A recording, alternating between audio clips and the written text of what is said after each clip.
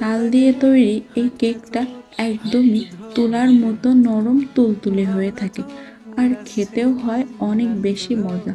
চলেন আজকে আপনাদের সাথে এই তালের কেকের পুরো প্রস্তুত প্রণালীটাই শেয়ার করি।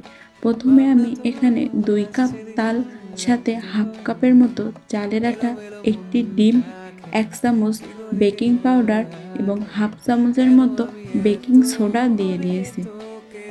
এখন 4 টেবিল চামচের মতো তেল এখানে দিয়ে দিলাম। এখন আমি স্বাদ মতো চিনি দিয়ে দিয়েছি।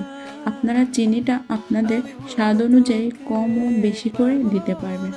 আর এ পর্যায়ে সামান্য একটু লবণ দিয়েছি সব কিছু ব্যালেন্স করার জন্য। এবার এটা অনবরত নাড়তে হবে যত সময় না এমন একটি সাদা কালার চলে আসে। তালের কালারটা চেঞ্জ হওয়া পর্যন্ত অনবরত এটাকে নেড়ে যেতে হবে। তারপরে আমি এটা 10 মিনিটের জন্য রেস্টে রেখে দেব। 10 মিনিট পর আমি আবারও একটু নেড়ে নিয়ে পরিমাণ মতো নারকেল কুচি এখানে দিয়ে দিলাম।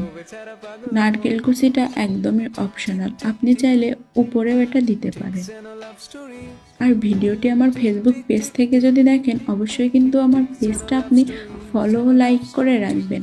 আর যদি ইউটিউব চ্যানেল থেকে দেখেন তাহলে ইউটিউব চ্যানেলটা সাবস্ক্রাইব করে আমার পাশেই থাকবেন। এবার আমি এখানে কেক তৈরি করার জন্য ছোট ছোট স্টিলের 3টা বাটি নিয়েছি।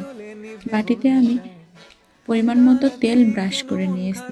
এখন তৈরি করা কেকের মিশ্রণটি আমি অর্ধেক বাটি করে দিয়ে দিয়েছি। বাটিটা কিন্তু একদম পুরোপুরি দেয়া যাবে না, অর্ধেক করে দিতে হবে, কারণ এই কেকটা অনেক বেশি ফুলে উঠবে। এবার এটাকে হালকা করে একটু নেড়ে নিয়ে উপর থেকে আমি নারকেল কুচি দিয়েছি।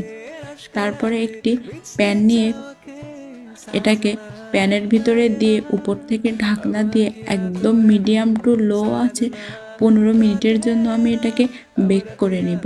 15 মিনিট পর কিন্তু আমার কেকটা একদমই বেক করা হয়ে গিয়েছে। আর এর কালারটা দেখেন কতটা বেশি সুন্দর এসেছে।